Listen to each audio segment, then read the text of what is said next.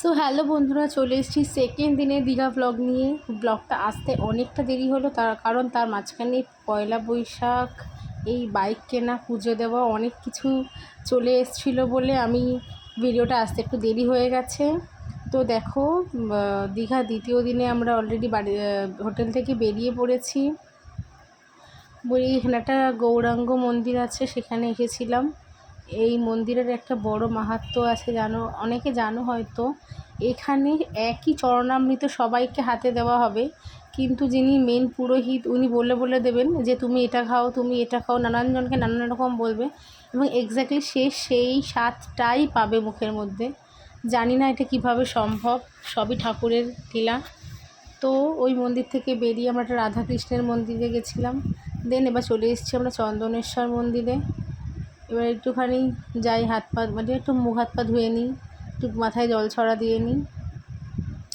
তো এই দিন সবাই বেরায়নি, আমি আর পুচু বেরিয়েছিলাম। আমার মা, দিদি, কাকামণি, কাকিমা কেউ বেরায়নি। ভাই বেরিয়েছিল, পিসিরা বেরিয়েছিল, আমার ছেলেকেও নিয়ে আসেনি। ওই জন্য এই কজন আমরা বেরিয়েছিলাম।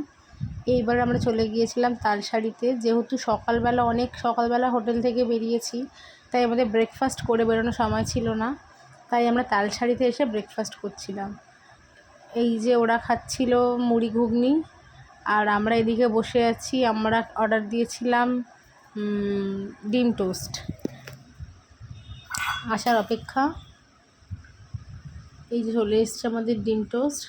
প্রচণ্ড খিদে পেয়েছিল, তাই আর কোনো দিকে না থেকে খাওয়া শুরু করে দিয়েছি। এবার দেখো, তোমাদের তালসারিটা ঘুরে দেখাই।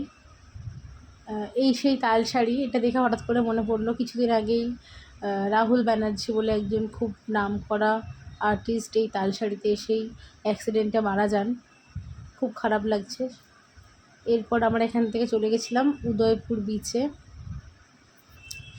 এই এতক্ষণ যা যা দেখলাম সবই খুব ভালো লেগেছে, কিন্তু এখানে এসে একটু মাইন্ডটা রিফ্রেশিং লাগছিল। খুব খুব ভালো লাগছিল। দেখো আশপাশটা দেখো। এই যে চলে এসেছি উদয়পুর বিচে।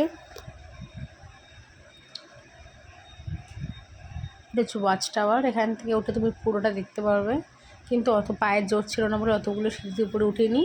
আমরা ডিরেক্টলি সমুদ্রে নেমে গেছিলাম। এই যে বিশাল বিশাল ঢেউ আসছিল, আর আমরা সবাই মিলে দাঁড়িয়ে পোজ দিয়ে ফটো তোলার জন্য দাঁড়ানোর চেষ্টা করছিলাম ওখানে। তো এই যে শুরু হয়ে গেছে আমাদের কায়দা মারা। এখানে একজন প্যারাগ্লাইডিং করছিল, সেটাও দেখে নিলাম। আর এই যে রিলসের জন্য একটু কায়দাবাজি মারছিলাম। তারপরে অনেক কিছু করে টোরে ভিডিও করে চলে আসলাম। অটোতে উঠে গেছি। এবারে উদ্দেশ্য হোটেল। সারাদিন প্রচুর ঘোরাঘুরি হয়েছে, খুব টায়ার্ড। এবারে এসে স্নান করে নিয়েছি। দেখতে পাচ্ছ, স্নান করে আমি অলরেডি মুখে ময়শ্চারাইজার মাখছি। এবারে আমরা খেতে যাব। আজকে আর বেশি দূরে খেতে যাইনি, আজকে একদম কাছাকাছি একটা রেস্টুরেন্ট ছিল বাঙালি, সেখানেই চলে গেছিলাম খেতে। তাই জন্য চেঞ্জ করিনি, যা পরেছিলাম তাই পরেই বেরিয়ে গেছি। এই যে আমরা চলে এসেছি পাঁচফোড়ন রেস্টুরেন্টে, বসে পড়েছি। না, এখানে কথা চলছে যে কোন প্লেটের কত দাম, এসব নিয়ে আলোচনা চলছে। এইবারে খেতে বসবো পুরা। এই যে আমার ছেলে, এই যে খেতে বসে গেছি।